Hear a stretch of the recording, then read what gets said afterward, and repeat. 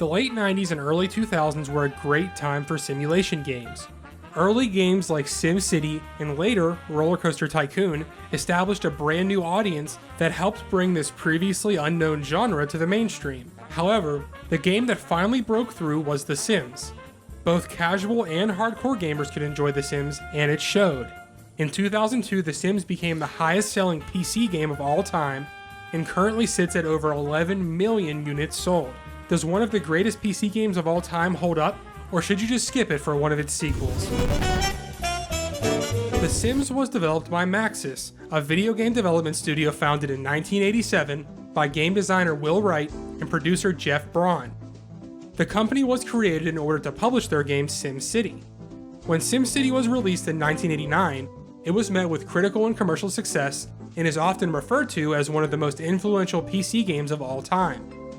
Following SimCity, Wright developed more sim games like SimAnt, SimEarth, and SimCopter, just to name a few. However, none of these came even close to the success of SimCity. Wright became known as a developer of software toys, or games that cannot be won or lost.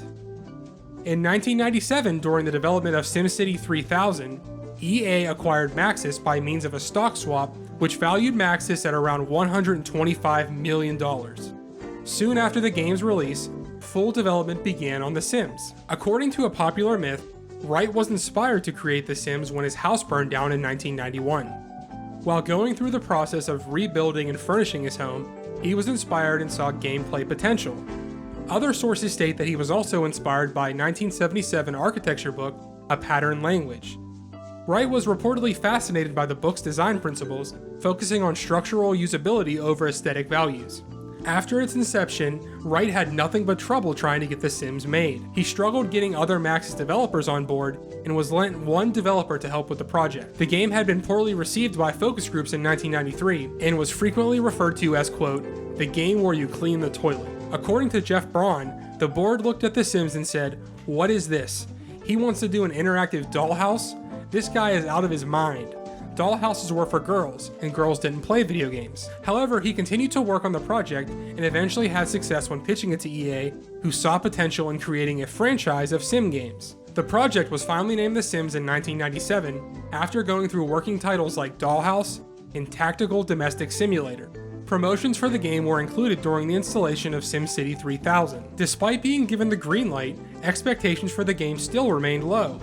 Wright stated that he had hoped to sell 1 million copies, but EA had much lower expectations, around 200,000. When The Sims finally released in 2000, it was an instant success.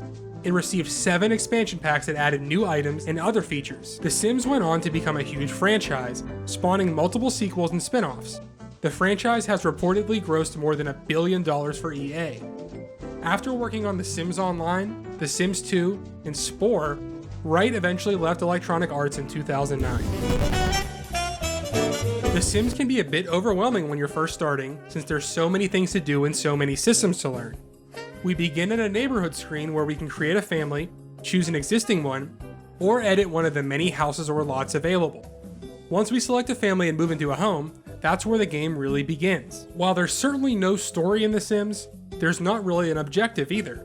Players can achieve varying degrees of success in careers and relationships, but overall the only goal here is to keep your sim alive.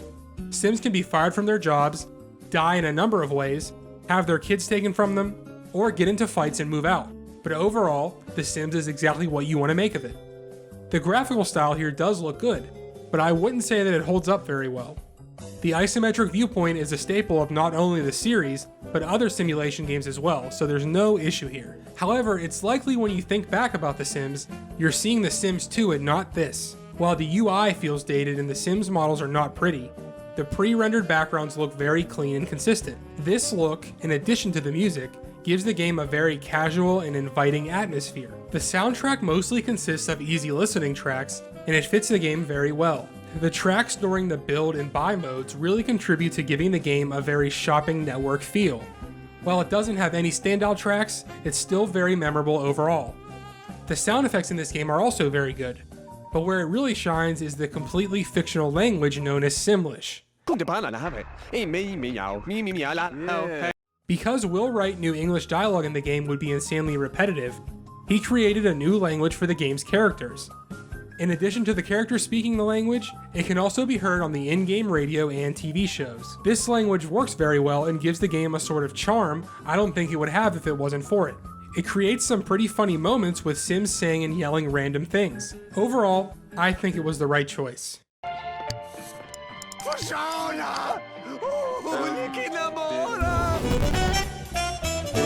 As I stated before, there's really no objective in The Sims other than to help Sims reach success in whatever way you see fit. Or don't. You could mess with them, ruin relationships, whatever you want. This open-ended interactive environment is what attracted the game's audience, and it still feels very open to a degree, even today. Most likely the first thing you'll be doing in The Sims is creating a family. You can choose from pre-made families, but honestly, who the hell wants to do that? A family is identified by their last name and can consist of up to 8 Sims. You can customize the usual things like gender, skin color, and age, along with specific head and body types with clothes. After that, all that's left is to distribute skill points throughout the 5 categories to define their personality and write a bio if you feel like it. After that, you'll be tasked with moving them into a house. Once you purchase a lot with the 20,000 simoleons that you've been given, you'll jump into what is considered the main game. From the UI, you can choose one of 3 different modes that are offered at all times during the game: live, build, and buy. Depending on the lot that you've chosen, you'll likely start in build mode. This is where you can build a home from scratch, as well as make alterations to the terrain. Everything is grid-based, and for the most part, it all snaps easily into place. While you may have some trouble with things matching up perfectly, it usually doesn't take too long to build something. The real fun, however, begins with buy mode. This is where you can furnish your home, as well as buy a large number of objects to help fill it out. The game contains over 150 different items to choose from, and it is insanely addictive to try and actually do a good job designing different rooms for different Sims. So after you've spent hours creating the perfect home for your Sims, it's time to move on to live mode and control your Sims throughout their daily activities. The main thing you'll be doing here is having your Sims perform activities to keep their needs in check. These needs include hunger, social, fun, comfort, hygiene, bladder, room, and energy. Most of these are pretty self-explanatory, with room pertaining to the quality of the room that they're in, and comfort, which can be satisfied by having the Sim sit or lie down. Not keeping these needs where they need to be will have severe consequences for your Sim. For example, a low fun level can lead to depression, and a low energy level can make a Sim pass out. Managing needs is a constant activity you'll be engaging in, and while it sounds boring, it's very satisfying to line up tasks for them in order to get these up. Sims can also develop skills through objects in the world, which can help with their careers and other activities. Things like cooking and fitness can be increased through reading and exercise respectively. If you want to be able to pay the bills, your Sims will be forced to find a job. Increasing skills can lead to promotions, and missing multiple days of work in a row will get you fired. Careers are put into categories like law enforcement, medical, criminal, with there being 10 in total. If your Sims have children, they will be forced to go to school, and if they get an F for 7 consecutive days, they will be sent to military school, never to be seen again. While I've mentioned that there's no true objective here, there are ways to lose in The Sims. Sims can die in a number of ways. In addition to neglecting their needs, they can die by fire, electrocution, and by drowning, just to name a few. In addition to being sent to military school, children can also be taken by a social worker if their needs are neglected. Unlike later Sim games, if all Sims die or there are only children left, the lot remains entirely playable and there is no game over. This is a haunting sight. Naturally, like with a lot of games this season, there's so many layers that it just can't be explained in a short period of time. What I will say is that the gameplay loop is enjoyable, and balancing a Sim's time between all of these things is what makes the game fun.